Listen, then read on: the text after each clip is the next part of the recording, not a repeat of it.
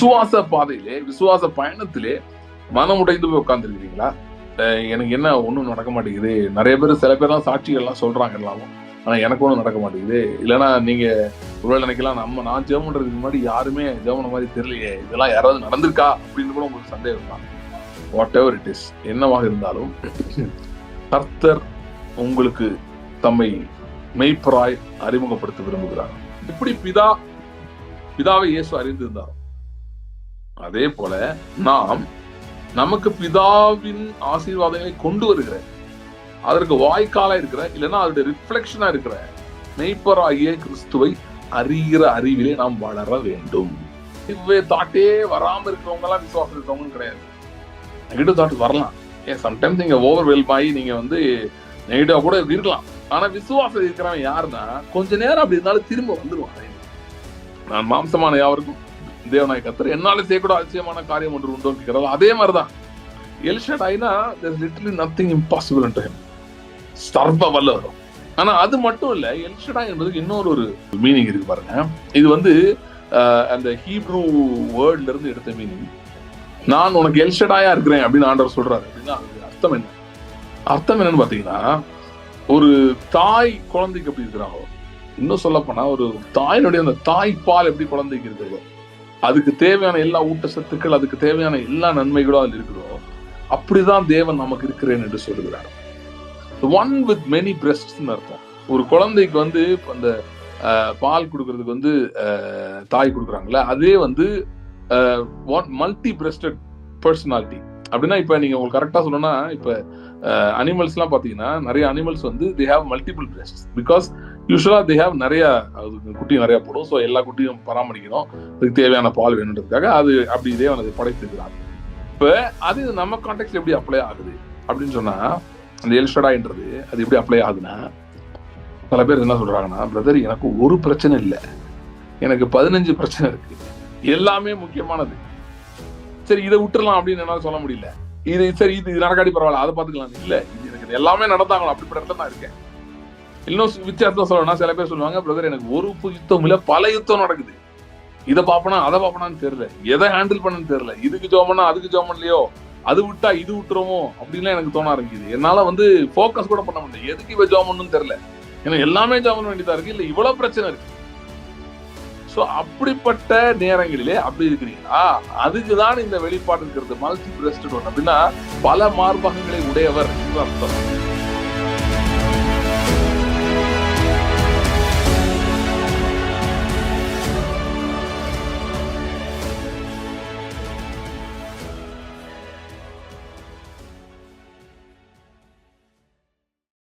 கர்த்தாவே உம்முடைய வார்த்தை சொல்லுகிறபடி நாங்கள் வேண்டிக் கொள்ளுகிற போதெல்லாம் நீர் எங்களுக்கு சமீபமா இருக்கிறபடியா நன்றி செலுத்துகிறோம்.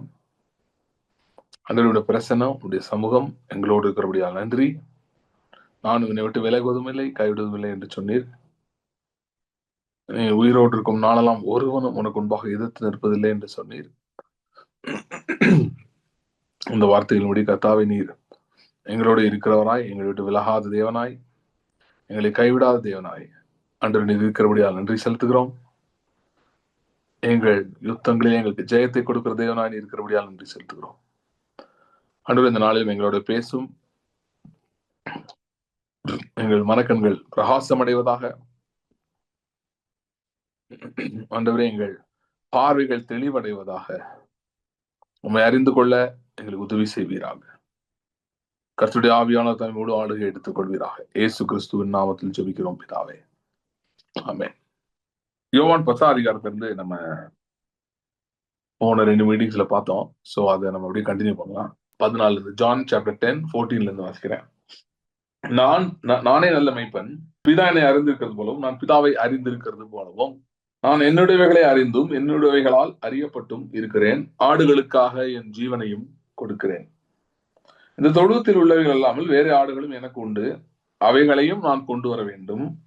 அவைகளின் சத்தத்துக்கு செவி கொடுக்கும். அப்பொழுது ஒரே மந்தையும் ஒரே மெய்ப்பனுமாம். நான் என் ஜீவனை மறுபடியும் அடைந்து கொள்ளும்படி அதை கொடுக்கிறபடினாலே பிதா என்னில் அன்பா இருக்கிறார். 26 வாசிக்கிறேன். ஆனாலும் நான் உங்களுக்கு சொன்னபடியே நீங்கள் என் மந்தையின் ஆடுகளாய் இராதபடினால் விசுவாசியாமல் இருக்கிறீர்கள். என் ஆடுகளின் சத்தத்துக்கு செவி கொடுக்கிறது. நான் அவைகளை அறிந்திருக்கிறேன், அவைகள் எனக்கு பின் செல்லுகிறது. நான் அவைகளுக்கு நித்திய ஜீவனை கொடுக்கிறேன், அவைகள் ஒரு காலம் கெட்டு போவதில்லை, ஒருவனும் அவைகளை என் கையிலிருந்து பறித்துக் கொள்வதும் இல்லை. அவைகளை எனக்கு தந்த என் பிதா எல்லாரிலும் பெரியவராயிருக்கிறார், அவைகளை என் பிதாவின் கையிலிருந்து பறித்துக் கொள்ள ஒருவனாலும் கூடாது. நானும் பிதாவும் ஒன்றாயிருக்கிறோம் என்றார். இந்த கர்த்தர் என் மேய்ப்பர் அப்படின்ற அந்த தலைப்புல நம்ம தொடர்ந்து பார்த்துட்டு இருக்கோம், The Lord is my shepherd அப்படின்னு. இது பத்தின சில காரியங்கள் நான் ஒரு இன்ட்ரடக்ஷன் மாதிரி சொல்லியிருக்கேன். அது தொடர்ந்து இன்னும் அதை பத்தி இன்னும் கொஞ்சம் சொல்றேன். சொல்லிட்டு நம்ம இன்னைக்கு சில காரியங்களை இங்க இருந்து பார்க்கலாம். இந்த கர்த்தர் மெய்ப்பர் என்கிற இந்த சத்தியம், இது வந்து ரொம்ப ஒரு வைட்டல் ட்ரூத். இது வெரி இம்பார்ட்டன்ட் ஒன். ஏன் அப்படி சொல்லி பாத்தீங்கன்னா, நான் சொன்ன மாதிரி அன்னைக்கு லாஸ்ட் மீட்டிங்ல சொன்னேன்னு நினைக்கிறேன். இது நம்ம ஒரு இடத்துல இருக்கிறோம், நம்ம இருக்கிற இடத்துல வந்து as far as manifestation is concerned, நமக்கு வந்து எல்லாமே மேனிஃபெஸ்ட் ஆயிடுச்சுன்னு சொல்ல முடியாது. Okay, we are awaiting manifestation. சில காரியங்களை அதனுடைய மேனிஃபெஸ்டேஷன் நம்ம எதிர்பார்த்து இருக்கிறோம். நம்ம ஒரு இடத்துல இருக்கிறோம், நம்மளுடைய பதில்கள் இல்லைன்னா நம்ம எதற்காக ஜெபிக்கிறோமோ அதனுடைய மேனிஃபெஸ்டேஷன், அதனுடைய நிறைவு இல்லைன்னா அது கம்ப்ளீஷன், அது வந்து ஒரு இடத்துல இருக்கு. நம்ம இருக்கிற இடத்துக்கும் அதுக்கும் நடுவில் இப்ப நிறைய பேர் கேட்கறாங்க, ஹவு டு ஐ கோ, எப்படி எனக்கு இது நடக்கும்? இது நீங்க சொல்றீங்க, இல்ல இப்படி கர்த்தருடைய வார்த்தையில் இப்படி சொல்லியிருக்கு, இது எப்படி எனக்கு நடக்கும்? How I can have it, எப்படி நான் பெற்றுக்கொள்வது? நீங்க இந்த இடத்துல இருந்து அந்த இடத்துக்கு போறீங்களே, அந்த ஜேர்னி, அதுல கொண்டு போறவர் தான் மெய்ப்பர். The revelation of the shepherd, அது வந்து ஏன் முக்கியம்னா, that takes you from the place of questions to the place of answers. ஏன்னா தாவீது சொல்லும்போது எப்படி சொன்னா பாருங்க, அவர் என்னை புல்லுள்ள இடங்களில் மேய்த்து அமர்ந்த தண்ணீர் இடையில் அவர் என்னை கொண்டு போய் விடுகிறார். புல்லுள்ள இடங்கள் இருக்கிறது, அமர்ந்த தண்ணீர் இருக்கிறது. ஒருவேளை இன்னைக்கு உங்க வாழ்க்கையில் அது இல்லாம இருக்கலாம். இன்னைக்கு நீங்க சொல்லலாம், எனக்கு அப்படி ஒன்றும் அனுபவமே இல்லைங்களே, எனக்கு புல்லுள்ள இடமும் தெரிய மாட்டேங்குது, அமர்ந்த தண்ணீரும் இல்ல, ஒரு டென்ஷனான தண்ணீரா இருக்கு, புல்லே இல்ல, எல்லாம் காஞ்சு போயிருக்கு, நீங்க எனக்கு ஒண்ணுமே இல்லை, ரொம்ப நீங்க பிரச்சனையில இருக்கிறேன், எனக்கு ஒண்ணும் இல்லை அப்படின்னு நீங்க சொல்லலாம். நான் சொல்றது வந்து ஜென்ரலா யாருக்கும் சொல்லல. நான் சொல்றது யாரு என்ன கான்டெக்ட்ல பேசிட்டு இருக்கேன்னு புரிஞ்சுக்கோங்க. நான் எல்லாம் சொல்லிட்டு இருக்கேன்னா, விசுவாச பயணத்திலே இருக்கிறவர்களுக்காக பேசுகிறேன். ஓகே, விசுவாச பயணத்துல இருக்கிறவர்களுக்காக பேசுகிறேன். எகிப்துல இருந்து புறப்பட்டாங்க, கானான் தேசத்துக்கு போனவங்க, அதுதான் அவங்க டெஸ்டினேஷன். ஆனா அந்த வனாந்தரத்துல அவர்கள் நடக்க வேண்டியிருந்தது. அந்த வனாந்தரத்துல அவர்கள் நடக்கும்போது, அந்த 40 வருஷமா அவங்க வந்து வனாந்தரத்தை நடந்தாங்க. அந்த 40 வருஷ காலமாய் கர்த்தர் சொல்லுகிறார், உபாகம் 1 அதிகாரத்துல, ஒரு தகப்பன் தன் பிள்ளையை சுமந்து கொண்டு வருவது போல கர்த்தர் இந்த 40 வருஷமாய் உங்களை சுமந்து கொண்டு வந்தார் என்று சொல்லுகிறார். சோ அந்த வனாந்தரமான பாதையிலே when the trial of faith and the test of faith is really big. விசுவாசத்தின் போராட்டங்களும் விசுவாசத்தின் சோதனை. விசுவாசத்தின் சோதனைனா நார்மலா வர்ற பிரச்சனை கிடையாது. விசுவாசத்தின் சோதனைனா என்னன்னா, நீங்கள் விசுவாசித்து சில காரியங்களுக்காக நிற்கிறீர்கள், நீங்கள் விசுவாசித்து சில மேனிஃபெஸ்டேஷன், சில பதில்களை பெற்றுக்கொள்ள விரும்புகிறீர்கள், சில காரியங்கள் நடக்கணும் உங்களுக்கு வாழ்க்கையில உங்க மூலமாக நடக்க வேண்டும் என்று விரும்புகிறீர்கள். ஆனால் நீங்கள் அப்படி விசுவாச பயணத்துல போகும்போது, குறிப்பா எந்தெந்த காரியங்களுக்காக விசுவாசிக்கிறீங்களோ, எந்தெந்த காரியங்களை பெற்றுக்கொள்ள வேண்டும் என்று நீங்கள் விடாமுயற்சியோடு இருக்கிறீங்களோ, தொடர்ந்து அதை நம்புகிறீர்களோ, தொடர்ந்து you're fighting the good fight, the fight of faith, you're standing in faith. விசுவாசத்துல நிக்கிறீங்க, விசுவாசத்துல நின்று கொண்டு விசுவாசத்தின் நல்ல போராட்டத்தை போராடி கொண்டிருக்கிறீங்க. அப்படி செஞ்சுட்டு இருக்கும்போது சத்ருவானவன் உங்களோடு இடைப்படுகிறான், பேசுகிறான். எப்படி பேசுறான்? சில சூழ்நிலைகளை மூலமாக வைத்து, அதை வைத்து பேசுகிறான். சூழ்நிலைகள் மூலமாக பேசுகிறான், உங்களுக்கு எதிராக நடக்கிறவர்கள் வைத்து பேசுகிறான். அப்படிலாம் பேசி அதுவே ஒரு வனாந்தரமாக மாறுகிறது. ஓகே, இப்ப சில பேர் என்ன சொல்றாங்கன்னா, நம்மளாம் புதிய உடன்படிக்கையில இருக்கோம், வனாந்தரமே கிடையாதுன்றாங்க. அதாவது எப்படி சொல்லலாம்னா, தேவனுடைய பார்வையில தேவனுடைய திட்டத்துல வனாந்தரம் இருக்கணும் அவசியம் இல்லை. ஆனா நம்முடைய மனதிலே நாம் இன்னும் வந்து கேட்சப் பண்ணிக்கிட்டு இருக்கோம். சிலது நம்ம என்ன, ஆதாமின் சந்ததியிலிருந்து வந்தவர்கள், புதிய சிருஷ்டியா இருக்கிறவர்கள். புது சிருஷ்டியா இருக்கிறதுனாலே மைண்ட் ஆட்டோமேட்டிக்கா மாறிச்சுன்னு பைபிள் எங்கேயுமே சொல்லல. புது சிருஷ்டியா இருக்கிறதா என்ன அர்த்தம்னா, ஸ்பிரிட் இருக்கு, அதுதான் அர்த்தம். we have a born again spirit, that is the thing. டெஃபினட்டா இருக்கு, புதிதாக்கப்பட்ட ஆவி நமக்கு இருக்கிறது. ஆனா மனது இன்னும் புதிதாக வேண்டும். மனது புதிதாகனா, மனது வந்து ஒரு தேவன் நமக்கென்று வைத்திருக்கிறவர்களை முற்றிலுமாய் ஏற்றுக்கொண்டு அதை அனுபவிக்கிற இடத்துக்கு வர வேண்டும். ஓகே, சோ அந்த இடத்துக்கு மைண்ட் வந்து ஜேர்னில இருக்கு. Mind is in journey, it's in process. So அதுல இருக்கும்போது சம்டைம்ஸ் என்ன ஆகுதுன்னா, ஒருவேளை சில பேர் இதை ரொம்ப ஃபீல் பண்ண மாட்டலாம், ஆனா சில பேர் ரொம்ப இதை ஃபீல் பண்றாங்க. அவங்களுடைய அந்த கடந்த கால தோல்விகள், இந்த மாதிரி காரியங்கள், மேபி இதே மாதிரி ஒரு பாயிண்ட்டுக்கு நீங்க முன்னாடி வந்திருக்கலாம். இதே மாதிரி ஒரு காலகட்டத்துல இருந்து, ஆனா அது ஒருவேளை தோல்வியில முடிஞ்சிருக்கலாம். நீங்க எதிர்பார்த்தது நடக்கல, நீங்க விரும்பினது கிடைக்கல, அந்த மாதிரி போயிருக்கலாம். சோ அப்படி இருக்கும்போது இப்ப மறுபடியும் ஏறக்குறைய அதே மாதிரி ஒரு சூழ்நிலையில இருக்கும்போது, அதே மாதிரி சுச்சுவேஷன் இருக்கும்போது அந்த பழைய காரியங்கள் வந்து அதிகமாக நம் முன்பாக வந்து நிற்கிறது, நம்மை பயமுறுத்துகிறது. இந்த மாதிரி ஆயிரும், அந்த மாதிரி ஆயிரும்ன்ற பயங்கள் எல்லாம் உங்களுக்கு வர ஆரம்பிக்குது. சோ அது ஒரு வனாந்திரம் போன்ற சூழலை உருவாக்குகிறது. தேவனற்ற ஒரு இடத்துக்கு வந்த மாதிரி இருக்கு. கர்த்தர் இருக்காரா இல்லையானே தெரியல. நம்ம ரொம்ப டவுட் ஆயிருது. உண்மையிலே ஆண்டவர் இருக்காரா? இல்ல ஆண்டவர் சொல்லிதான் இந்த ரோட்ல வந்தோமா? என்ன இப்படி இருக்கு? இவ்வளவு வனாந்தரம் மாதிரி இருக்கு. எதுவுமே நடக்க மாட்டேங்குதே, ஒண்ணுமே நடக்க மாட்டேங்குதே. நம்ம என்னதான் விசுவாசத்துல பேசினாலும் இப்படி ஆப்போசிட்டா நடந்துட்டு இருக்கே, அப்படியே ட்ரையா இருக்கே, அப்படியே வந்து வறண்ட நிலம் மாதிரி இருக்கே, ஒண்ணுமே இல்லாம இருக்கே, அந்த மாதிரிலாம் நீங்க நினைக்கும் போது, அந்த மாதிரி நேரத்துக்காக தான் கர்த்தர் நம்முடைய மேய்ப்பராக இருக்கிறார் பிரைமர்லி. எல்லா நேரத்துல அவர் மேய்ப்பர் தான், இல்லைன்னு சொல்லல. ஆனால் இந்த மாதிரி சூழ்நிலைகளிலே கர்த்தர் நம்முடைய மேய்ப்பராக இருக்க விரும்புகிறார். சோ விசுவாச பாதையிலே, விசுவாச பயணத்திலே மனம் உடைந்து போய் உட்கார்ந்து இருக்கிறீங்களா? எனக்கு என்ன ஒண்ணும் நடக்க மாட்டேங்குது. நிறைய பேர், சில பேர்லாம் சாட்சிகள் எல்லாம் சொல்றாங்க எல்லாமும். ஆனா எனக்கு ஒண்ணும் நடக்க மாட்டேங்குது. இல்லைன்னா நீங்க ஒருவேளை நினைக்கலாம், நான் ஜெபம் பண்றதுக்கு முன்னாடி யாருமே ஜெபம் பண்ண மாதிரி தெரியலையே, இதெல்லாம் யாராவது நடந்திருக்கா அப்படின்னு கூட உங்களுக்கு சந்தேகம் இருக்கலாம். வாட் எவர் இட் இஸ், என்னவாக இருந்தாலும் கர்த்தர் உங்களுக்கு தம்மை மெய்ப்பராய் அறிமுகப்படுத்த விரும்புகிறார். God wants to introduce himself in your life as a good shepherd. நல்ல மெய்ப்பராய் தன்னை உங்களுக்கு அடையாளப்படுத்தி, உங்களுக்கு உங்கள் வாழ்க்கையில் அப்படி உங்களுக்கு இடைப்பட்டு உங்களை ஆசீர்வதிக்க தேவன் விரும்புகிறார். சோ இது வந்து ரொம்ப முக்கியமானது. யாரெல்லாம் விசுவாச பயணத்துல இருக்கிறாங்களோ, விசுவாசத்திலே முன்னேற வேண்டும் என்று விரும்புகிறார்களோ, விசுவாசத்தினாலே மலைகளை பெயர்க்க வேண்டும் என்று விரும்புகிறார்களோ, விசுவாசத்தினாலே இல்லாதவர்கள் இருக்கிறது போல அழைக்க வேண்டும் என்று விரும்புகிறார்களோ, அவர்களுக்கு கர்த்தர் மெய்ப்பர் என்பது மிக மிக அவசியமான ஒரு சத்தியம். இது வந்து இந்த கர்த்தர் மெய்ப்பர் என்கிற வெளிப்பாடு, இந்த revelation of God being shepherd is very very important. ரொம்ப முக்கியம், எஸ்பெஷலி நீங்க விசுவாசத்துல மேற்கொள்ள விரும்பினால். சோ அதனாலதான் நம்ம இதை தொடர்ந்து நம்ம பார்த்துட்டு இருக்கோம். சோ இதுல வந்து அன்னைக்கு நான் அது கொஞ்சம் ஆரம்பிச்சேன். சோ அதை நான் திரும்ப ஒரு பாயிண்ட் ஆரம்பிச்சேன், அதை நான் முடிக்க முடியல, அதை தொடருகிறேன். 15 வசனம் பாருங்க, யோவான் 10:15. நான் என்னுடையவைகளை அறிந்தும் என்னுடையவைகளால் அறியப்பட்டும் இருக்கிறேன், ஆடுகளுக்காக என் ஜீவனையும் கொடுக்கிறேன். திரும்ப சொல்றேன், அது 14 சேர்த்து வாசிக்கலாம், ஏன்னா அதுல ஒரு கான்டெக்ட் வருது. நானே நல்ல மேய்ப்பன், பிதா என்னை அறிந்திருக்கிறது போலவும் நான் பிதாவை அறிந்திருக்கிறது போலவும் நான் என்னுடையவைகளை அறிந்தும் என்னுடையவைகளால் அறியப்பட்டும் இருக்கிறேன், ஆடுகளுக்காக என் ஜீவனையும் கொடுக்கிறேன். சரி, சோ 2 காரணம் சொல்றாரு. பிதா என்னை அறிந்திருக்கிறது போலவும் நான் பிதாவை அறிந்திருக்கிறது போலவும் நான் என்னுடையவைகளை அறிந்தும் என்னுடையவைகளால் அறியப்பட்டும் இருக்கிறேன். சரி, இதை பத்தி கொஞ்சம் பார்க்கலாம் இன்னைக்கு. சோ நான் பிதாவை அறிந்தும் பிதா என்னையும் அறிந்திருக்கிறது போல, என்ன சொல்றாருன்னா, நான் ஆடுகளை அறிந்திருக்கிறேன், ஆடுகள் என்னை அறிந்திருக்கிறது. சோ முதல்ல பிதா இயேசு இவங்க 2 பேருக்குள்ள அந்த எப்படி அறிந்திருக்கிறாங்க அப்படின்றது. சில பேர் என்ன சொல்றாங்கன்னா, இயேசு வந்து நித்திய நித்தியமா பிதா கூட இருந்தாரு அப்படின்னு சொல்றாங்க. சோ நித்திய நித்தியம் பிதாவை அறிந்திருந்தாருன்னு. இங்க அவர் அதை பத்தி சொல்ல. ஏன்னா அவர் இந்த பூமிக்கு வந்த போது அவர் எப்படி சொல்லுகிறது, அவர் தம்மை தாமே வெறுமையாக்கி அடிமையின் ரூபம் எடுத்து மனுஷ சாயலானார். தம்மை தாமே வெறுமையாக்கி அப்படின்றதுல அவர் வந்து வெறுமையாக்கணும் அப்படின்னா உன்னை கண்டிப்பா செய்யணும், மற்றதெல்லாம் முக்கியம்தான், ஆனா உன்னை செய்யலைன்னா அவர் வெறுமை ஆக முடியாது. என்னது தெரியுமா? தம்முடைய அறிவை துறக்க வேண்டும். He has to forgo his wisdom and knowledge as the eternal word. நித்திய வார்த்தையாய் காலங்காலங்களாய் யுக யுகமாய் அவருக்கு இருந்த அறிவை அவர் விலக்கி வைத்துட்டு வர வேண்டும். சோ அவர் இந்த பூமிக்கு வரும்போது அவர் அப்படியே பிறக்கும் போதே அவர் எல்லாம் தெரிஞ்சவரா அப்படியே வரல. நானு தப்பா நினைச்சுக்காதீங்க, இது மாதிரி ஒரு எக்ஸாம்பிள் எனக்கு தெரியாது, சொல்ல முடியல, பெஸ்ட் எக்ஸாம்பிள். ரொம்ப நாளைக்கு முன்னாடி ஒரு எம்ஜிஆர் படம் பார்த்தேன், ரொம்ப நாளைக்கு முன்னாடி. அதுல எம்ஜிஆர் ஒரு வேன்லயோ இதுலயோ லாரிலயோ இதுலயோ போட்டு க்ளோஸ்ட் இதுல கூட்டிட்டு போவாங்க எங்கேயோ.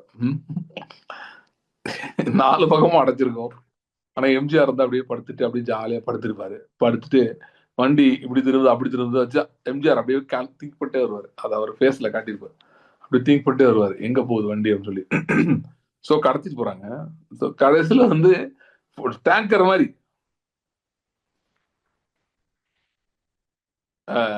டேங்கர் மாதிரி ஏதோ ஒன்று ஃபுல்லி கண்டெய்னர்லாம் இருக்கும், அது மாதிரி ஒன்று, அதுக்குள்ள போறாரு எம்ஜிஆர். ஆனா அப்படியே பார்த்துட்டே போறாரு. So fully closed.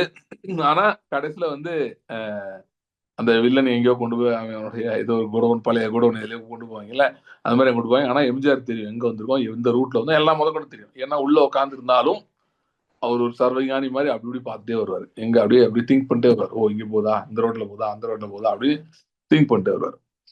சோ அடைச்சிருந்தாலும் அவருக்கு தெரியுது எங்க நடக்குது. அந்த மாதிரி வந்து, ஆனா வில்லன்ட்ட வந்து அதை காட்டிக்க மாட்டாரு.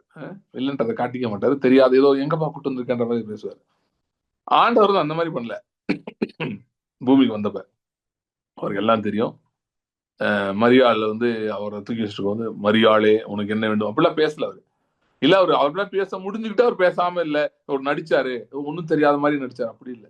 அவர் உண்மையிலே தன்னை வெறுமையாக்கி, ஏன்னா ஒரு மனுஷன் பூமியில பிறக்கும் போது அவன் அறிவோடு பிறக்கிறது இல்ல எல்லாம். சோ அதே மாதிரி பிறக்கணும்னு அவர் வந்து ஒரு தீர்மானத்தோடு, அது என்ன தேவ திட்டமே அதுதான். ஏன்னா அவர் வந்து மனுஷனாகவே வர வேண்டும் இல்லையா. சோ மனுஷன் ரூபத்துல, மனுஷ சாயல்ல, ஏன்னா பாவ மாம்சத்தின் சாயலாகவும் பாவ மாம்சத்தின் ரூபத்தோடு வந்தார் என்று ரோமர் 8ஆம் அதிகாரத்துல வாசிக்கிறோம். சோ அதனால அவர் எக்ஸாக்டா டு ரெப்ளிகேட். அதனால வந்து ஒரு மனுஷன் எப்படி பிறந்து வரும்போது எப்படி வருவானோ, என்ன அறிவோட வருவானோ அப்படிதான் வந்தார். அப்ப அவருக்கு இங்க பிதாவை அறிந்திருக்கிறேன்னா எப்படி அறிந்து கொண்டார் பிதாவை? எப்படி அறிந்து கொண்டார்னா, அவர் 30 வயசு வரைக்கும் அந்த வேலையை பார்த்துட்டு இருந்தாரு.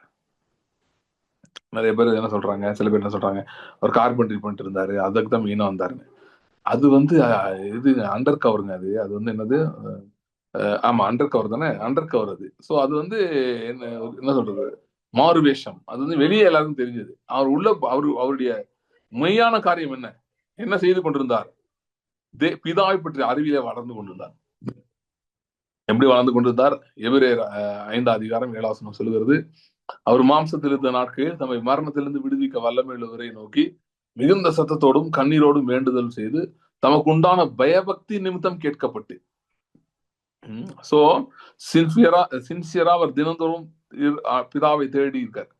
பிதாவை உண்மை அறிய வேண்டும் என்று அவர் அறிந்து விரும்பி ஜெபித்திருக்கிறார். சோ அதனால அப்புறம் அவரு, நமக்கு தெரியும் அவர் பைபிள் நல்லா படிச்சிருக்காரு. பைபிள்லாம் பழைய ஏற்பாடு தீர்க்கதரிசன புஸ்தகங்கள் தன்னை பற்றி எழுதியிருக்கிறது, அதெல்லாம் வந்து ரொம்ப ஆழமாக அவர் படித்தார். சொல்லும்போது எனக்கு ஒரு ஞாபகம், நான் அதை மட்டும் சொல்லிடுறேன். சமீபத்தில் ஒன்று நான் படித்தேன், அதை பற்றி கொஞ்சம் ரிசர்ச்சும் பண்ணேன். அது எல்லாம் என்ன கண்டுபிடிச்சது என்னன்னா, இன்றைய யூதர்கள் வந்து தீர்க்க தரிசன புஸ்தகங்களை படிக்கிறது கிடையாது. ஒரு மோசையோடைய நியாயப்பிரமாணம் மட்டும்தான் ஃபாலோ பண்றாங்க. சோ உங்களுக்கு இப்ப புரியும் நினைக்கிறேன், ஏன் பவுல் வந்து ரோமர்ல கலாத்தியர்லாம் நியாயப்பிரமாணத்தை கிரியைக்காரர் சாபத்துக்கு உட்பட்டு இருக்கிறாங்க, நியாயப்பிரமாணம் உணத்துக்கு உதவாது ஏன் அடிச்சு அடிச்சு பேசினார்னா, பவுல் காலத்திலேயே அது ரொம்ப அந்த ஹேபிட் வந்துருச்சுன்னு நான் நினைக்கிறேன். அதாவது தீர்க்க தரிசனங்களை முக்கியத்துவப்படுத்தாம வெறும் இதை ரொம்ப முக்கியத்துவப்படுத்தி, இதை மோசை நியாயப்பிரமாணம் அதை ஃபாலோ பண்றது அதையே முக்கியத்துவப்படுத்தி தீர்க்க தரிசன ஆகமங்கள் என்ன பேசுறது என்பதை அவங்க இது பண்ணல. ஏன்னா தீர்க்க தரிசன ஆகமங்களே ஒருத்தர் உண்மையிலே எடுத்து படிச்சாங்கன்னா, ஒரு யூதனா இருக்கிறாங்க, நிச்சயமாக இயேசுதான் மேசியா என்று அவன் அறிந்தே கொள்வான். வேற வேற வழியே கிடையாது. அவர் ஒருத்தர் தான் எல்லாமே பயன்படுது, வேற அவ்வளவு ஸ்ட்ராங்கா பயன்படுது. சோ இயேசு கிறிஸ்து தீர்க்க தரிசன ஆகமங்களை படித்தார். படித்து ஏசாயாவை குறித்து, தானியலை குறித்து அவரே கோட் பண்றாரு நிறைய இடத்துல. சோ அதெல்லாம் அவர் நல்லா படிச்சிருந்தார். படிச்சு அதன் மூலமாக பிதாவை பற்றி, தன்னை பற்றி இருக்கிற வெளிப்பாடை அவர் பெற்றுக்கொண்டு பிதாவை பற்றி பழைய ஏற்பாட்டுல இருந்து எடுத்து அவர் அறிந்து கொண்டார். சோ பழைய ஏற்பாட்டுல பிதாவை பத்தி நிறைய இருக்கு, ஓகே, ஆனா வெளிப்பாடுகளா இருக்கு, வெளிப்படையாய் இருக்கிறது இல்லை. சோ நாம் தேடும் போது நிச்சயமாய் கண்டடைவோம். சோ இயேசு கிறிஸ்து அதெல்லாம் எடுக்கிறார். அவர் பழைய ஏற்பாடை எடுத்து அவர் படிக்கிறாரு. படிச்சு தான் யார், இந்த உலகத்துல ஏன் வந்திருக்கிறேன், தன்னுடைய நோக்கம் என்ன அப்படின்றதை எல்லாம் அவர் புரிந்து கொள்ள ஆரம்பிக்கிறார். அதையெல்லாம் அவர் அறிந்து கொள்கிறார். சோ இந்த தேடலிலே, இந்த முயற்சியிலே அவர் பிதாவை அறிய ஆரம்பித்தார். began to know the father. Okay, so அந்த ப்ராசஸ் வந்து அவர் ரொம்ப சிவியரா எடுத்து பண்ணாரு. அதுக்கு வந்து அவர் ஜெபத்திலும் கர்த்தருடைய வார்த்தையை அவர் தியானிப்பதிலும் தான் அவர் செய்தார். இந்த 2 காரியத்தை பயன்படுத்தி அவர் அதிகமாக இதை செய்தார். சோ பிதாவை அறிந்து, அதாவது என்னன்னா, பிதாவை எந்த அளவு அறிந்து கொண்டார்னா, தான் ஒரே பேரான குமாரன், பிதா வந்து தனக்காக என்னன்னாலும் செய்வாரு, தனக்காக எந்த எக்ஸ்டென்ட்டுக்கும் போவாரு, எதனாகிலும் தான் வேண்டிக் கொண்டால் அவர் அருள் செய்வார் என்கிறதை ஆழமாக இருதயத்திலே பதிக்கிற அளவுக்கு அவர் பிதாவை அறிந்து கொண்டார். சோ என்ன சொல்றாருன்னா இங்க, நான் பிதாவை அறிந்திருக்கிறது போலவும் பிதா என்னை அறிந்திருக்கிறது போலவும். ஓகே, பிதாவும் என்னை பத்தி நல்லா தெரியும், எனக்கும் பிதா பத்தி நல்லா தெரியும். பிதாவை பிதா பத்தி மட்டும் இல்ல, பிதாவையே அறிந்திருக்கிறேன். அவர் யார், அவருடைய குணாதிசயம் என்ன, என்னை பொறுத்தவரையிலே பிதா யார். As far as I am concerned, who is the father? I don't care what is he to somebody else. I really don't care. But I care about what is he to me. எனக்கு அவர் என்னவாக இருக்கிறார், அதை அறிந்து வைத்திருக்கிறேன் என்று சொல்லுகிறார். So அதே இதை என்ன சொல்றாருன்னா, இப்ப அறிந்திருக்கிறது போல என் ஆடுகள் என்னை அறிந்திருக்கிறது, நானும் அவைகளை அறிந்திருக்கிறேன். என் ஆடுகள் என்னை அறிந்திருக்கிறது, நானும் அவைகளை அறிந்திருக்கிறேன். சோ அப்ப இதுல நாம் என்ன புரிந்து கொள்கிறோம் என்று சொன்னால், எப்படி பிதாவை இயேசு கொஞ்சம் கொஞ்சமா அறிந்து கொண்டாரோ அதே அசைன்மெண்ட் நமக்கும் கொடுக்கப்பட்டிருக்கிறது, அதே வேலை நமக்கும் கொடுக்கப்பட்டிருக்கிறது. என்ன வேலை என்று சொன்னால், பிதா யார், அவர் எப்படிப்பட்டவர் என்பதை இந்த மெய்ப்பரின் மூலமாக, அதாவது இந்த மெய்ப்பர்ன்ற வெளிப்பாடும் பிதா என்கிற வெளிப்பாடும் ரொம்ப சிமிலரா இருக்குது. இன்னைக்கு அதை பத்தி தான் கொஞ்சம் பேச போறேன். இந்த மெய்ப்பர்ன்ற வெளிப்பாடுக்கு ஒரு சிமிலர் வெளிப்பாடு இருக்கு, அதை பத்தி நான் மெயினா பேச போறேன் இன்னைக்கு. அதுக்கு முன்னாடி அதுக்குள்ள அப்புறம் போலாம். சோ இப்ப நான் மெயின் என்ன சொல்றேன்னா, எப்படி பிதாவை இயேசு அறிந்திருந்தாரோ அதே போல நமக்கு பிதாவின் ஆசீர்வாதங்களை கொண்டு வருகிற, அதற்கு வாய்க்காலா இருக்கிற, இல்லைன்னா அதோட ரிஃப்ளெக்ஷனா இருக்கிற மெய்ப்பராகிய கிறிஸ்துவை அறிகிற அறிவிலே நாம் வளர வேண்டும். ஓகே, இது ரொம்ப முக்கியமானது. இப்ப மெய்ப்பர் இருக்கிறார் என்பது ஒரு நற்செய்தி. இப்ப எனக்கு லாஸ்ட் இந்த சீரீஸ் நான் பேச ஆரம்பிச்சதுல இருந்து நிறைய எனக்கு ஃபீட்பேக், ரொம்ப நல்ல ஃபீட்பேக் நிறைய பேர் கொடுக்குறாங்க. நிறைய பேர் சொல்றாங்க இது ரொம்ப ஹெல்ப்ஃபுல்லா இருக்குன்னு சொல்றாங்க. ஓகே, குட், பிரைஸ் காட், தேவனுக்கு நன்றி. இப்ப என்னன்னா, இப்படி மெய்ப்பர், இப்ப நீங்க நமக்கு என்ன புரிஞ்சுக்கணும், நமக்கு என்ன புரிஞ்சிருக்குன்னா, சோஃபார் மெய்ப்பர் இருக்கிறாருன்னு புரிஞ்சிருக்கு. ஆனா மெய்ப்பர் இன்னும் நான் அறியல. ஓகே, திரும்ப சொல்றேன், மெய்ப்பர் இருக்கிறார் என்பது புரிந்திருக்கிறது, ஆனா மெய்ப்பர் இன்னும் நாம் அறியவில்லை. மெய்ப்பர்னா யாரு, அவர் பேர் தெரியுற விஷயம் இல்ல. ஓகே, மெய்ப்பரை தெரியுமா, அவருடைய குணாதிசயங்களை தெரியுமா. குணாதிசயங்கள்லாம் ஜென்ரலா ஏதோ ஒரு கேரக்டர் ஸ்டடி இல்ல. என்னை பொறுத்தவரை என் வாழ்க்கையில் அவர் எப்படிப்பட்டவராய் இருக்கிறார், எப்படிப்பட்டவராய் இருக்க விரும்புகிறார், அவர் எப்படிப்பட்டவராய் இருக்கிற முடியும், நான் அவரை எப்படியெல்லாம் அனுபவிக்க முடியும் என்பது தெரிய ஆரம்பித்து விட்டதா, அந்த ஜேர்னி ஆரம்பிச்சிருச்சா. சோ அதை அறிந்து கொள்வது மிக மிக முக்கியம். ஏன் அதை அறிந்து கொள்வது மிக முக்கியம், முக்கியம்னா, there is something about growing in the knowledge of God. தேவனை அறிகிற அறிவிலே வளர்வதில் ஒரு அட்வான்டேஜ் இருக்கு, இல்லைன்னா ஒரு நன்மை இருக்கு. அது என்னன்னு பாத்தீங்கன்னா, தேவனை நீங்க எந்த அளவு அறிந்து கொள்வீங்களோ, இப்ப தேவன்னா ஒரு பல வெளிப்பாடுகள் இருக்கிறார், பல பரிமாணங்கள் இருக்கிறார், எத்தனையோ டைமென்ஷன்ஸ்ல இருக்காரு இல்லையா. சோ பல பரிமாணங்கள் இருக்கிற அவரை, அந்த ஒவ்வொரு பரிமாணத்தையும் நாம் அறிய அறிய அறிய அந்த பரிமாணத்தினால் உண்டாகிற ஆசீர்வாதங்களை அனுபவிக்க ஆரம்பிப்போம். Okay, the more you know God in a particular dimension, the more you will receive or enjoy the blessing of that area. Okay, so எந்த அளவுக்கு அவரை நாம் அறிய ஆரம்பிக்கிறோமோ, அந்த அளவுக்கு அந்த குறிப்பிட்ட இடத்திலே, அந்த ஏரியாஸ்ல நம்முடைய வாழ்க்கையிலே ஜெயம் உண்டாக ஆரம்பிக்கும், பதில்கள் வர ஆரம்பிக்கும், ஆசீர்வாதம் வர ஆரம்பிக்கும். சோ அதனாலதான் அவரை அறிந்து கொள்வது என்பது மிக மிக முக்கியம். இந்த ரட்சிப்பின் திட்டத்தை எப்படி ஆண்டவர் வைக்கலன்னா, ஏதோ ஒரு கடை மாதிரி, டிரான்சாக்சன் மாதிரி வைக்கல. இப்ப நீ போய் காசு கொடு, அவர் ஏதோ கொடுப்பாரு, அப்படி வைக்கல. இது என்ன சொல்றாருன்னா, இந்த ரட்சிப்பின் ஜேர்னியே எப்படிப்பட்ட ஜேர்னியா இருக்குன்னா, நீ என்னை அறிந்து கொள்ள ஆரம்பி, பல விதத்துல என்னை நீ அறிந்து கொள்ள ஆரம்பி, என்னை அறிகிற அறிவிலே வளரு, அதுதான் இந்த ஜேர்னிய. சோ அறிகிற அறிவிலே வளர வளர வளர வளர வளர உனக்கும் என்ன செய்ய வேண்டும் என்று தெரிய ஆரம்பிக்கும். ஒண்ணு, சில காரியங்களிலே, சில சூழ்நிலைகளில் என்ன செய்யணும் தெரியாம இருக்கிற இடத்துல உனக்கு ஒரு பதில் வர ஆரம்பிக்கும், செய்ய முடியும். அது ஒண்ணு நடக்கும். இன்னொன்னு நடக்கும்னா, நீ உன்னுடைய கண்ட்ரோல் இல்லாத இடங்கள்ல கூட, அதாவது உன்னுடைய ஆதிக்கமோ உன்னுடைய ஆளுகையோ இல்லாத இடம், நீங்க சொல்லலாம் எனக்கு அங்க இன்ஃபுளுன்ஸே இல்லைங்க, என்னால ஒண்ணுமே செய்ய முடியாது, அங்க இருக்கிறவங்க எனக்கு தெரியவே தெரியாது, அங்க இருக்கவங்க எனக்கு பழக்கம் இல்லை, இல்ல அந்த துறையில எனக்கு இது இல்லை, மேபி ஒரு கவர்மெண்ட் ஆஃபீஸ் கூட நீங்க ஏதோ ஒரு பிரச்சனையில இருக்கலாம், அங்க ஏதோ உங்களுக்கு ஒரு உதவி, ஒரு அனுகிரகம் தேவைப்படலாம், ஒரு ஃபேவர் தேவைப்படலாம், அதுக்காக நீங்க போராடி கொண்டிருக்கலாம். ஸோ அப்படி போராட்டிக்கும் நீங்க சொல்லலாம், எனக்கு இந்த ஏரியானா ஃபெமிலியர் இருந்தால் அங்க ஒண்ணுமே கிடையாது. ஓகே, எனக்கு அவங்களை யாருமே தெரியாது, அங்க இருக்கவங்களை எனக்கு தெரியாது, அங்க இருக்கிற சூழ்நிலை எப்படி எனக்கு ஹேண்டில் பண்ண தெரியாது, இந்த பிரச்சனை எனக்கு புதுசு, இந்த நபர் எனக்கு புதுசு, நீங்க என்னன்னாலும் சொல்லலாம். ஆனா எதுவாகவும் இருக்கலாம். ஆனால் அவரை அறிவிக்கிற அறிவிலே வளர வளர வளர இப்படிப்பட்ட நம்ம வாழ்க்கையில் காணப்படுகிற குறைபாடுகள், நம்ம வாழ்க்கையில காணப்படுகிற lack of things will be compensated or will be overwhelmed by the goodness of God. தேவ நன்மையினாலே இந்த ஏரியாஸ் இப்படி தடைப்பட்டிருக்கிற காரியங்களிலே தேவனுடைய நிறைவை, அதாவது குறைவு இருக்கிற இடங்கள், ஒன்றுமில்லை என்று சொல்லுகிற இடங்கள்ல தேவனுடைய நிறைவையும் ஆசீர்வாதத்தையும் நாம் பெற ஆரம்பிப்போம். சரியா? சோ இப்ப இந்த அவர் அறிகிறது, இந்த மெய்ப்பராகிய அவரை அறிவது, அதுதான் முக்கியமானது அப்படின்னு நான் சொல்லிட்டு இருக்கேன். சோ அதை அறிகிற அறிவில வளர வேண்டும் என்று. இப்ப இந்த அறிவை எப்படி அவர் நமக்கு புகட்டுகிறார்? How does it give us this impartation of knowledge? இது எப்படி கொடுக்கிறார்? எப்படி இந்த அறிவில நாம் வளருது? இந்த அறிவில பொதுவாக வளர்வதற்கு நாம் சில நேரங்கள்ல வந்து சில காரியங்களை செய்ய வேண்டி இருக்கிறது. அது எப்படின்னா, ஆண்டவரோட நேரம் செலவிட வேண்டியது, ஜெபிக்க வேண்டியது இருக்கிறது, கர்த்தருடைய வார்த்தையை தியானிக்க வேண்டி இருக்கிறது. இப்ப இந்த ப்ராசஸ் எல்லாம் மூலமாக நிச்சயமாக அவர் அறிகிற அறிவில வளர்கிறோம். ஆனால் அவர் ஒரு செய்யறாரு பாருங்க, ஒரு வித்தியாசமா ஒரு மெத்தட் வச்சிருக்காரு. All you have to do is express your desire to grow in the knowledge of him. அதாவது அவரை அறிகிற அறிவில், மெய்ப்பரை அறிய வேண்டும் என்கிற அந்த வாஞ்சை என்கிற எதிர்பார்ப்பு, அதை மட்டும்தான் நம்மிடம் அவர் எதிர்பார்க்கிறார். அறிய வேண்டும் ஒரு விருப்பம், ஒரு ஸ்ட்ராங் டிசைர்.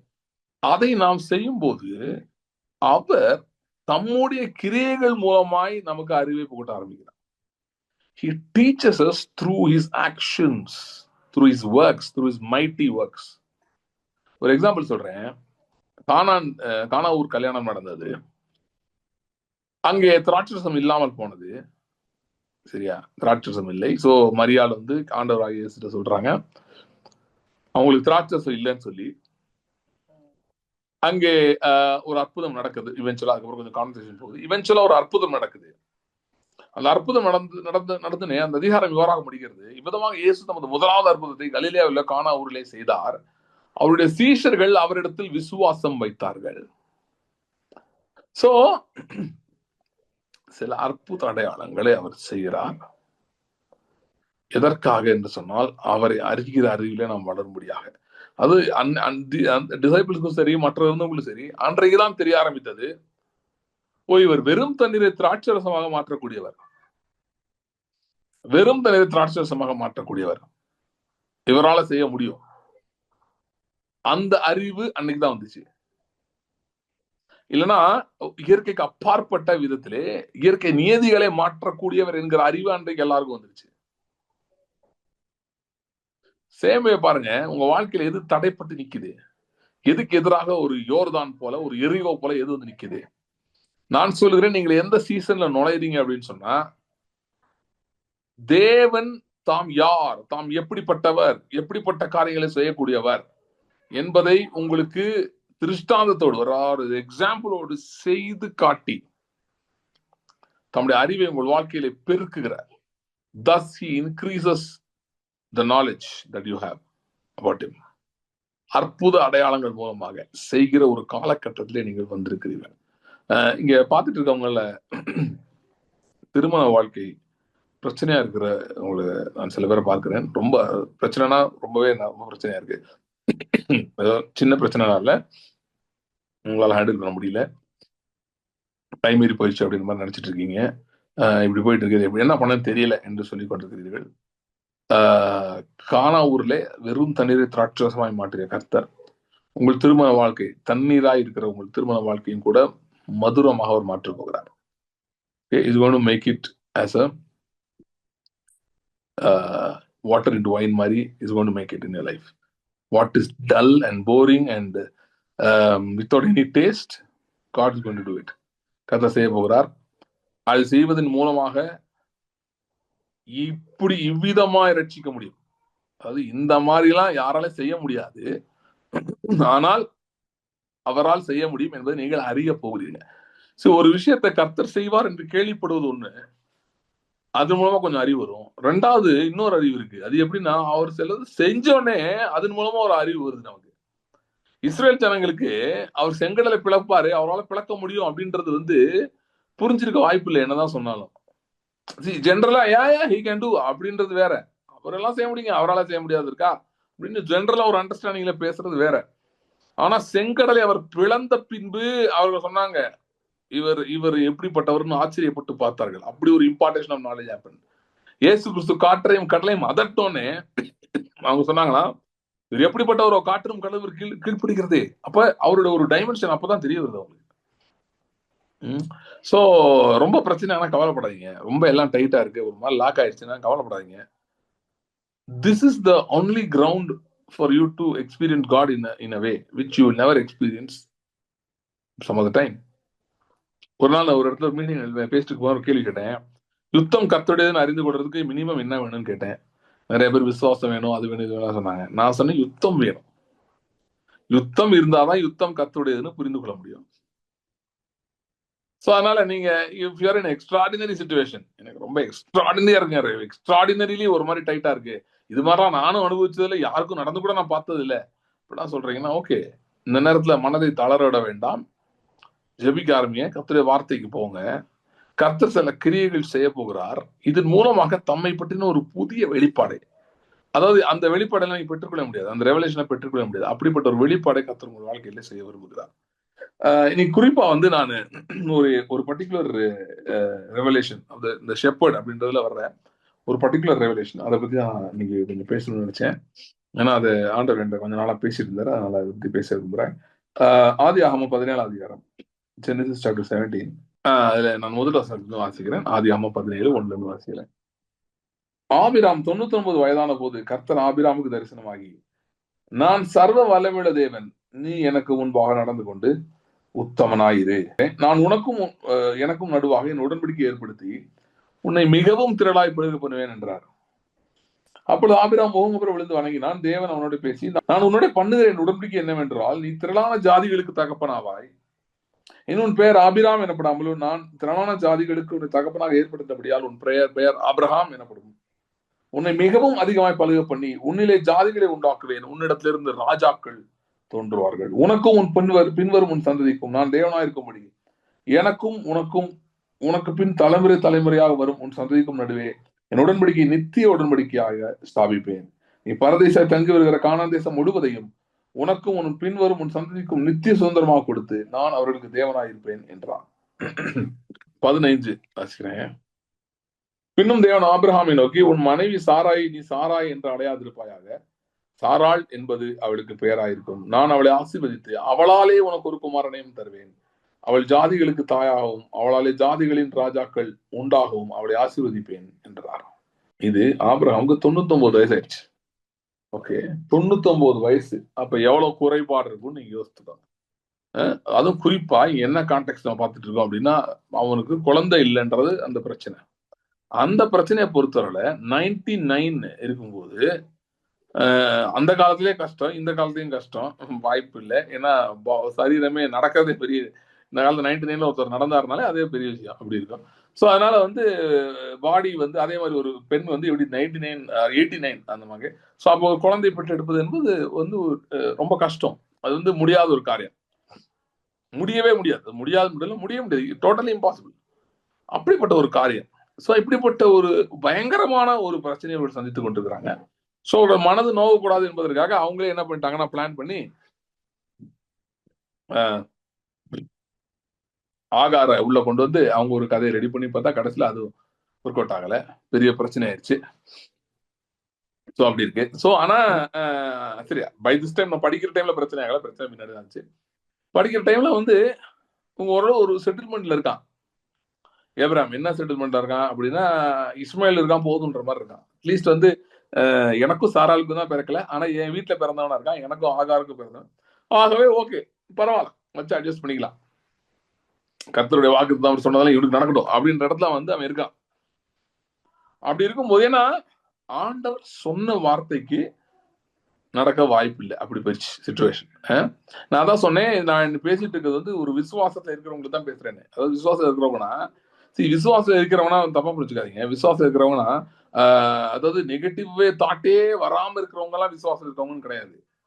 நெகட்டிவ் தாட் வரலாம், ஏன் சம்டைம்ஸ் நீங்க ஓவர்வெல்ம் ஆகி நீங்க வந்து நெகட்டிவா கூட இருக்கலாம். ஆனா விசுவாசம் இருக்கிறவன் யாருன்னா கொஞ்ச நேரம் அப்படி இருந்தாலும் திரும்ப வந்துடுவான் லைன்ல.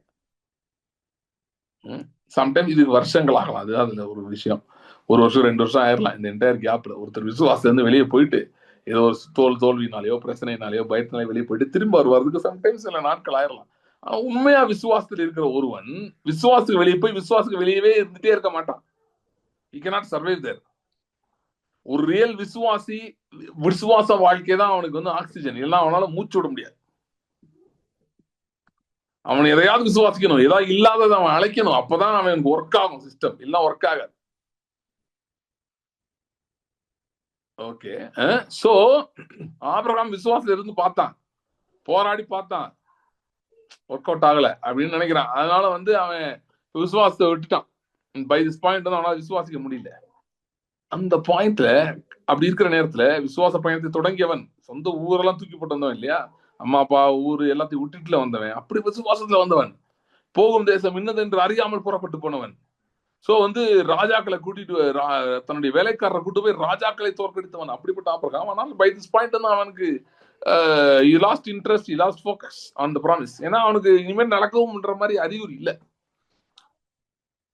யாரும் பார்த்தது இல்ல. சோ அப்படி இருக்காங்க. 100 வயசுல குழந்தை பிறந்து பார்த்தது இல்லை. அப்படிப்பட்ட சூழ்நிலை ஆபிரகாம் இருக்கிறார். அப்படி இருக்கும்போது பாருங்க, கர்த்தர் ஒரு புது வெளிப்பாட்டை ஆபிரகாம் கொடுக்கிறார். அது என்ன வெளிப்பாடு? அவன் பேரெல்லாம் மாத்த சொன்னாரு, அதெல்லாம் இருக்கு. பட் ஃபர்ஸ்ட் என்ன சொன்னார் பாத்தீங்கன்னா, நான் சர்வ வல்லவர் என்று சொன்னார். சர்வ வல்லவர் என்று சொன்னால் எல்ஷடாய் என்ற அர்த்தம்.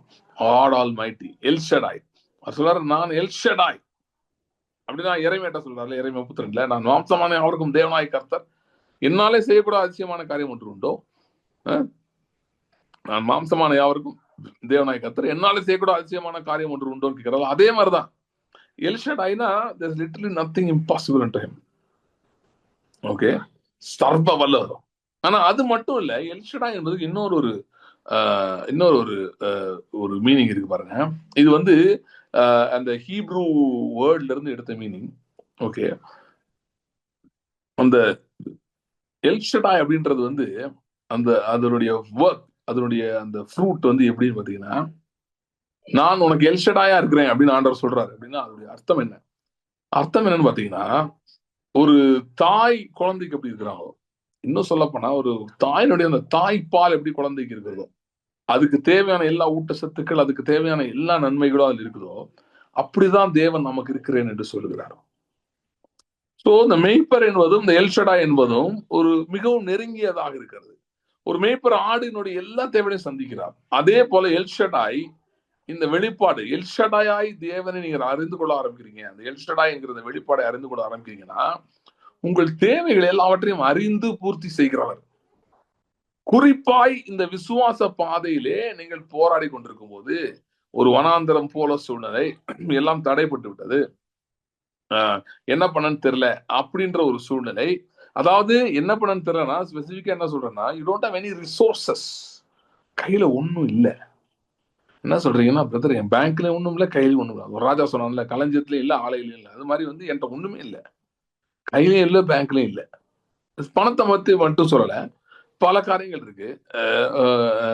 ஒரு குடும்ப வாழ்க்கையா இருக்கலாம், இல்ல ஒரு வேலை காரியமா இருக்கலாம், என்னவா இருந்தாலும் சரி. ஆனா வந்து நீங்க வந்து ஒரு எண்ட்ல வந்து நிக்கிறீங்க, அப்படிப்பட்ட இடத்துல இருக்கீங்க. இது எனக்கு இதுக்கு முன்னாடி என்ன பண்ணன்னு தெரியல, எனக்கு அது அப்படியே லாக் ஆயிடுச்சு, அப்படியே தட்டப்பட்டு நிக்குது எல்லாமே என்னால. அதாவது எனக்கு ஒன்னும் சர்வைவல்கே வழி இல்லை. அதாவது உயிர் வாழவே டவுட்டா இருக்குங்க. அடுத்த வேலை என்ன சாப்பிடுவோம்னு தெரியலங்க, அப்படி இருக்குங்க. இப்படிப்பட்ட சிச்சுவேஷன் வந்துருச்சு. நான் எதிர்பார்க்கல இவ்வளவு மோசமாகும்னு. ஆனா நான் விசுவாச வாழ்க்கை ஆரம்பிச்சு இங்க வந்து நிக்குதுங்க, ஏன்னு தெரியல. இப்படிதான் சொல்லிட்டு இருக்கீங்கன்னா, இப்படிப்பட்ட நேரத்துல இருக்கீங்கன்னா, இந்த நேரத்திலேயே நாம் கற்றுக்கொள்ள வேண்டிய, அறிந்து கொள்ள வேண்டிய இந்த வெளிப்பாடுதான் எல்ஷடாய் என்கிற வெளிப்பாடு.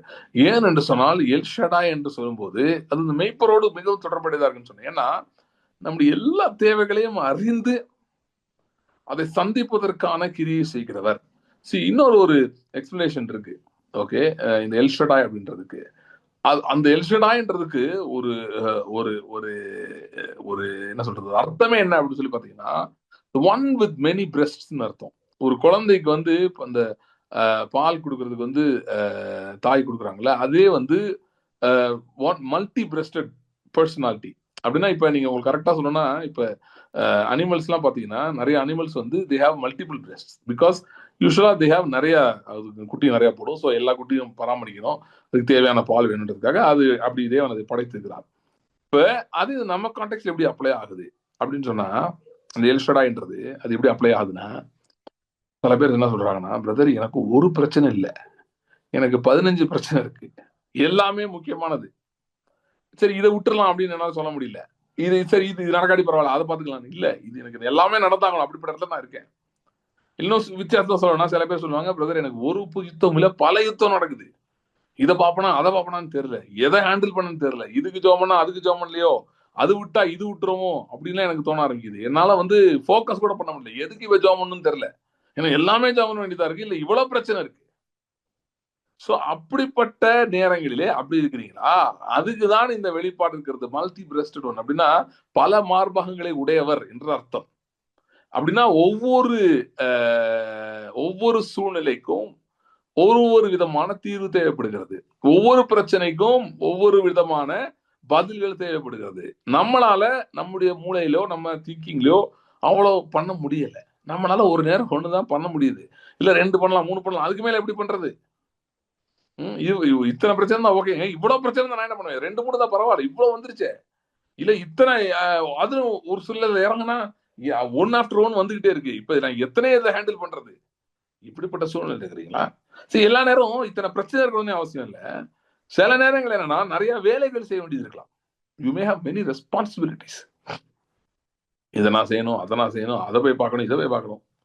So you are totally clocked அப். உங்களுக்கு மைண்டே அப்படியே ஒரு மாதிரி அடைச்ச மாதிரி ஆயிருது. உங்களால ஒன்றும் என்ன ஒரு ஃப்ரீ திங்கிங்ல இருக்க முடியல.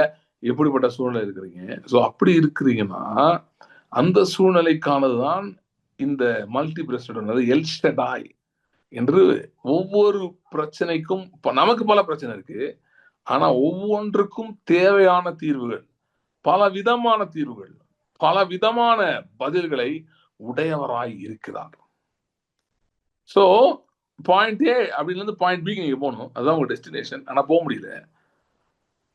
உங்களை இங்கிருந்து இந்த இடத்துக்கு சுமந்து கொண்டு போகிறவராக அந்த மெய்ப்பர் இருக்கிறார்.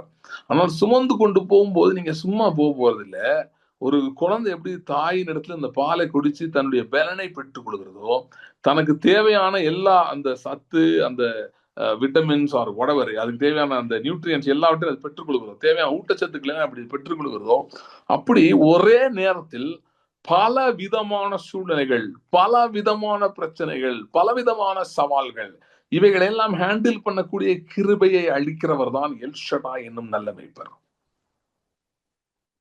சரி, அன்னைக்கே சொன்ன ஒரு ஆடுக்கு, இப்ப ஆடுக்கு ஃபுட்டு கூட பாத்தீங்கன்னா நிறைய அது இருக்குன்னு சொல்றாங்க. நான் கொஞ்சம் இடையில ஸ்டடி பண்ணிருந்தேன். அதுல பாத்தீங்கன்னா அதுல வெட் ஃபுட் கொடுக்கணும், ட்ரை ஃபுட் கொடுக்கணும், அப்புறம் வின்டர்ல ஏதோ சிலது கொடுக்கணும், சம்மர்ல கொடுக்கணும், சில மாதிரி கொடுக்கணும்.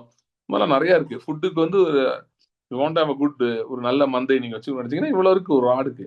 அதே போல பாருங்க, நம்முடைய நல்ல மேய்ப்பரும் நம் பலவிதமான தேவைகளை சந்திக்கிறவர்களாக இருக்கிறோம், பலவிதமான சூழ்நிலைகளை மாட்டிக்கொண்டவர்களாக இருக்கிறோம். இல்லைன்னா அப்படி நம்முடைய வாழ்க்கையில் அப்படி அமைந்து விட்டது. இல்லைன்னா நாம் நாம் ஜெயம் கொள்வதற்கு அதை தாண்டி தான் போகணும். இது நேரத்தை இன்னொரு காரியத்தை சொல்லிடுறேன் பாருங்க. எப்ப பார்த்தாலும் யுத்தம் பண்ணிட்டே இருக்க மாதிரி இருக்கு, ஃபைட் பண்ணிட்டு இருக்க மாதிரின்றத ஒரு நெகட்டிவா நீங்க பார்க்கணும் தேவையில்லை. எத்தனை ஏன்னா sometimes it's possible that you are fighting more than one battle at the same time, because there is going to be more than one breakthrough at the same time. சில நேரத்துல ஒரே நேரத்துல பல யுத்தங்கள் நீங்க செய்யற மாதிரி இருக்கலாம். ஏன் அதுனா ஒரே நேரத்துல பல ரிசல்ட்ஸும் உங்களுக்கு வரப்போகுது. ஒரு ஸ்கூல்ல ஒரு பையன் படிக்கிறான் அப்படின்னா 8 சப்ஜெக்ட் இருக்குன்னா 8, இப்ப எக்ஸாம் டைம் வந்துச்சுல, 8 சப்ஜெக்ட்னா 8 எக்ஸாம் எழுதணும். ஆனா அவன் முடிக்கும் போது 8 சப்ஜெக்ட்லயே பாஸ் ஆயிடுறான். ஓகே, இப்போ இன்ஜினியரிங் காலேஜோ மற்ற ஆர்ட்ஸ் காலேஜ் போனா ஒரு செமஸ்டர்ல இத்தனை பேப்பர் இருக்கும். அத்தனை பேப்பரும் அவங்க படிக்கும்போது அத்தனை எக்ஸாம்ஸ் எழுதுறாங்க, ஆனா அத்தனையும் கிளியர் பண்ணிடுறாங்கல்ல, அத்தனையும் படிச்சு அடுத்ததுக்கு போயிடும். அதே மாதிரிதான் சில சூழ்நிலைகள் இருக்கிறது. உங்களுக்கு ஒருவேளை அது புரியாம இருக்கலாம், ஏன் எனக்கு இவ்வளவு பேட்டில்ஸ் இருக்கு, ஏன் எனக்கு இவ்வளோ இதா இருக்குன்னு. No, you are handling multiple things at the same time and you are going to have multiple breakthroughs at the same time. So okay, நீங்க சொல்லலாம், ஓகே பிரதர் நீங்க உண்மையிலே ரொம்ப நல்லா இருக்கு நீங்க சொல்றது, பட் இத்தனை பேட்டில் நான் எப்படி ஃபைட் பண்றது, என்னால முடியல, நான் எப்படி இத்தனை ஃபைட் பண்ண முடியும், என்னால முடியல, நான் இதுக்கு பழக்கப்பட்டது ஆளு கிடையாது. ஒரு பிரச்சனை சமாளிச்சிருக்கேன், 2 பிரச்சனை சமாளிச்சு, இத்தனை பிரச்சனை சமாளிச்சதே கிடையாது. Rewards I totally agree. But what about test? I am going through testing period மாதிரிலாம் இருக்கு. இத்தனைதே எப்படி நான் இது பண்றது? அதற்காகத்தான் இந்த எல் ஷடா என்கிற வெளிப்பாடை கர்த்தர் வைத்திருக்கிறார். எல் ஷடா என்கிற டைமென்ஷன் அவர் வைத்திருக்கிறார். அவர் உங்களுடைய எல்லா தேவைகளையும் சந்திக்க வல்லவராக இருக்கிறார். சோ நீங்க இப்ப 10 பிரச்சனை இருக்குன்னா அந்த 10 பிரச்சனை நீங்க எப்படி சால்வ் பண்ண போறீங்கன்னு யோசிச்சுட்டு இருக்க தேவையில்லை. அந்த 10 பிரச்சனையை எடுத்துக்கொண்டு மெய்ப்பரிடம் செல்லுங்கள். You go to the shepherd with all the 10 problems. கொண்டு போங்க, 10 சவாலை கொண்டு போங்க. அவர் எப்படிப்பட்டவரா இருக்கிறார்னா அங்க போய் அவர்கிட்ட போய் நீங்க சொல்ல வேணாம், இதை செஞ்சா போதும் அதை செஞ்சா போதும் சொல்ல வேணாம்.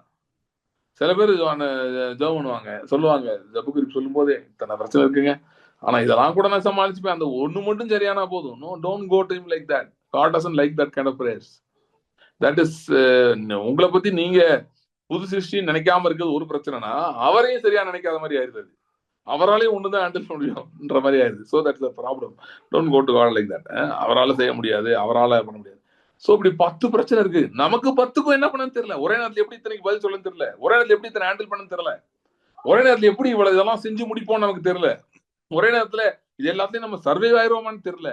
ஆனா ஒரே நேரத்திலே எல்லாவற்றையும் ஹேண்டில் பண்ணக்கூடிய, செய்யக்கூடிய எல் ஷடாய் என்கிற நல் மெய்ப்பர் நமக்கு இருக்கிறார். அவர் இருக்கிறார், அவர் இருக்கிறார், அவர் இருக்கிறார். சங்கீதம் 136 பாத்தீங்கன்னா நிறைய காரியங்கள் வருகிறது. எகிப்தியரை முறியடித்த பத்தி வருது, செங்கடலை முறியடித்த பத்தி வருது, எரிகோ முறியடிச்சதை பத்தி வருது. அப்புறம் இப்படி இல்ல எரிகோ வருதான்னு தெரியல, இது இந்த ராஜாக்களை பத்தி வருது, கானான் நடந்ததை பத்தி வருது. சோ பல காரியங்கள் வருகிறது. ஆனா இங்க நல்லா கவனிச்சு பாத்தீங்கன்னா அது எல்லாவற்றிலும் கர்த்தரை சேர்த்துதான் சொல்லுகிறார்கள். ஃபார் எக்ஸாம்பிள், செங்கடலை 2ஆக பிளந்தவரை துதியுங்கள், அவர் கிருபை என்றும் உள்ளது. அதனிடையே இஸ்ரவேலை கடந்து போக பண்ணினவரை துதியுங்கள், அவர் கிருபை என்றும் உள்ளது. பெரிய ராஜாக்களை சங்கரித்தவரை துதியுங்கள், அவர் கிருபை என்றும் உள்ளது. பிரபல்யமான ராஜாக்களை அழித்தவரை துதியுங்கள், அவர் கிருபை என்றும் உள்ளது. சோ இது நாங்க அழிச்சோம், ஜெயிச்சோம், எல்லாம் ஓகே தான். ஆனா நாங்க பண்ணல, அவர் பண்ணார். நாங்க பண்ணல, அவர் பண்ணார். அவர் செய்தார், அவர் மேற்கொண்டார், அவர் இருந்தார். அவர் தான் என்னோடும் உங்களோடும் இருக்கிறார். அதே தேவன் தான் என்னோடும் உங்களோடும் இருக்கிறார்.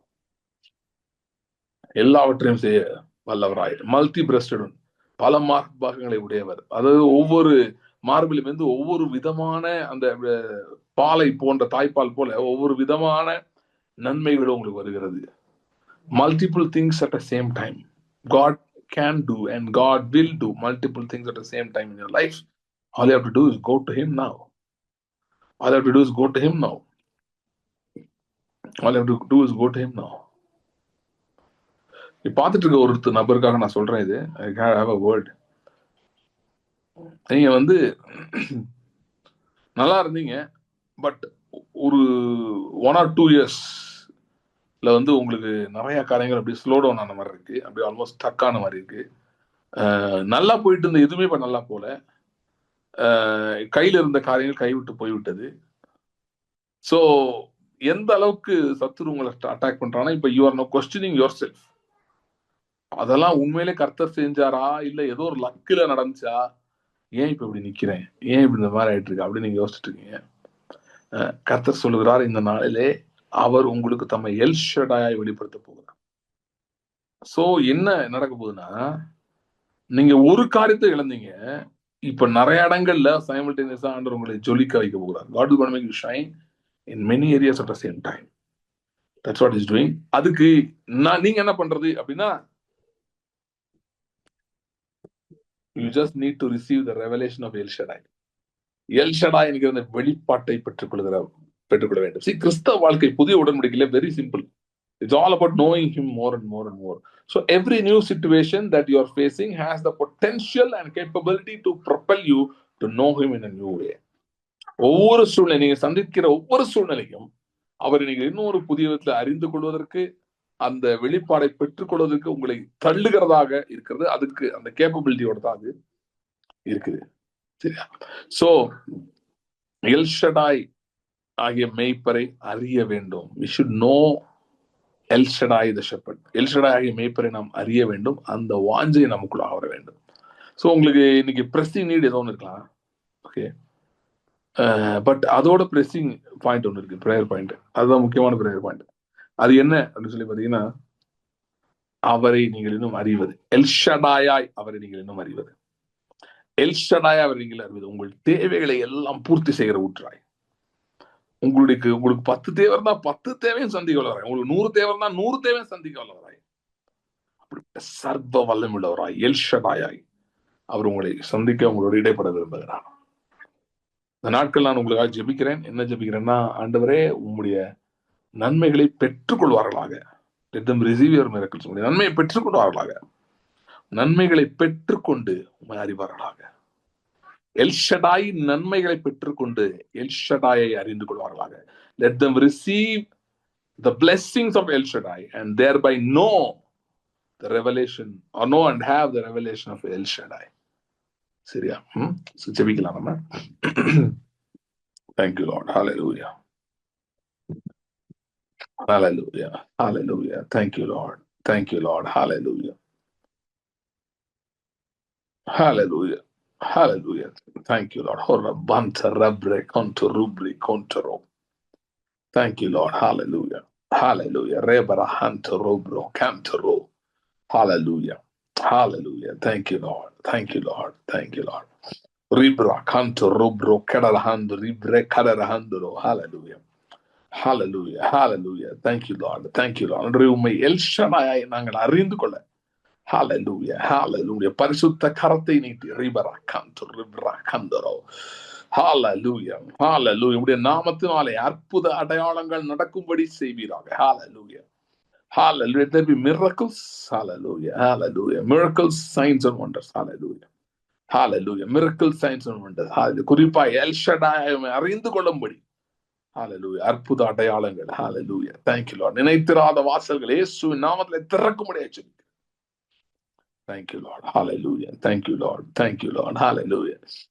Hallelujah. ஆண்டவரே உம்மை எல்ஷடாய் நாங்கள் அறிந்து கொள்ளட்டும். எங்கள் தேவைகளை எல்லாவற்றையும் பூர்த்தி செய்கிறவர் நீர். Hallelujah. Hallelujah. Hallelujah. Hallelujah. Thank you Lord. Hallelujah. Hallelujah. இன்னைக்கு நிறைய சபைகள்ல ஜனங்கள் இருக்கிறாங்க. ஆனா எல்ஷடாயா அறிந்து கொண்டார்களான்னா ரொம்ப குறைவான எண்ணிக்கை தான் இருக்கு. Hallelujah. Thank you Lord. Thank you Lord. Hallelujah. Hallelujah.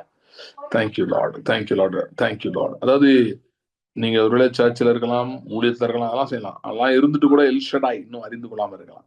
அதனால என்ன பேசுகிறேன் உங்க மேல ஒரு விசேஷித்த தயவு, விசேஷித்த கிருபை, அவரை எல்ஷடாயாய் தேவைகள் எல்லாவற்றையும் பூர்த்தி செய்கிற எல்ஷடாயாய் அறிந்து கொள்ள. Hallelujah. Thank you Lord. சில அற்புத அடையாளங்கள் ஒரு வாழ்க்கையில் நடப்பதாக இயேசுவின் நாமத்திலே அற்புத அடையாளங்கள் ஒரு வாழ்க்கையில் நடப்பதாக. Thank you Lord. Hallelujah. இருதய கடினத்தை உடைக்கத்தக்க அற்புத அடையாளங்கள். Hallelujah. Thank you Lord. Thank you Lord. Hallelujah. Thank you Lord. Thank you Lord. அன்று ஒரு வாழ்க்கையில் செய்து எல்ஷடாயை வெளிப்படுத்தும்படியா நாங்கள் ஜெபிக்கிறோம். Thank you Lord. Thank you Lord. தொடர்ந்து வழி நடத்தும். அன்று இந்த வாரம் ஒரு ஆசீர்வதிக்கப்பட்ட வாரமாக இருப்பதாக. மீதி நாட்கள் இந்த வாரத்திலே ஆசீர்வதிக்கப்பட்ட நாட்களாக இருப்பதாக. Thank you Lord. Thank you Lord. Hallelujah. Hallelujah. Thank you Lord. Thank you Lord. இந்த நேரத்தில் குறிப்பாய் இந்த கான்ஃபிளிக்ட்னால பாதிக்கப்பட்டிருக்கிற விசுவாசிகளுக்காக ஜெபிக்கிறேன். நேரடியாகவோ மறைமுகமோ பாதிக்கப்பட்டிருக்கிறவர்களுக்காக ஜெபிக்கிறேன். கர்த்தாவே, எலியாவை பஞ்ச காலத்திலே நீர் காப்பாற்றினீர். Hallelujah. Hallelujah. பஞ்ச காலத்திலே எங்களை காப்பாற்ற நீதிமான்கள் மேல் உடைய கண்கள் நோக்கமா இருக்கிறதுக்காக ஸ்தோத்திரம். Thank you Lord. Thank you Lord. Thank you Lord. ஆண்டவரே, இவர்கள் வாழ்க்கையிலும் பஞ்சம் போன்ற ஆண்டவரே ஒருவேளை சூழ்நிலைகள் இந்த பிரச்சனைகளால் உருவாக்கப்பட்டிருந்தால், எந்த விதமான குறைவோ எந்த விதமான பிரச்சனை இருந்தாலும் கர்த்தாவே நீர் எல்லாவற்றையும் நிறைவாக்கி பூர்த்தி செய்து நடத்துவீராக. எல்லாவற்றுக்கும் மேலாக ஆண்டவரே, இந்த யுத்தத்தின் மேல் நாங்கள் உங்களுடைய சமாதானத்தை பேசுகிறோம். நீ சமாதான பிரபு, இந்த சமாதானத்தை பேசுகிறோம். Thank you Lord. Thank you Lord. Thank you Lord. Thank you Lord. பூமியின் கடைமுனை மட்டும் யுத்தங்களை ஓய பண்ணுகிறவர் நீர். வில்லையோடு ஈட்டியை முறித்து ரதங்களை நெருப்பினால் சுட்டரிக்கிறவர் நீர். அப்படின்னு செய்ய போறபடியால் நன்றி செலுத்துகிறோம். ஆசீர்வதியும் ஆண்டவரே, ஒரு சமாதானம் மறுபடியும் நாங்கள் ஜெபிக்கிறோம். ஒருவேளை ஆண்டவருடைய பிள்ளைகள் இந்த பிரச்சனை நிமித்தமா எதையோ இழந்திருந்தாங்கன்னா, இழந்ததை அவர்கள் பல மடங்கு திரும்ப பெற்றுக்கொள்வார்களாக. ஒரு விஷயம் கூட ஆண்டவரே, இந்த வருஷத்தின் வாக்குத்தத்தை நாங்கள் நினைவு கூறுகிறோம். இழந்தவைகளை திருப்பிக் கொள்ளுதல், சத்துருவை கொள்ளையிடுதல் என்பது எங்கள் பங்காய் மாறட்டும். ஆசீர்வதியும் வழி நடக்கும். இயேசு கிறிஸ்துவின் நாமத்தில் ஜெபிக்கிறோம் பிதாவே. ஆமென்.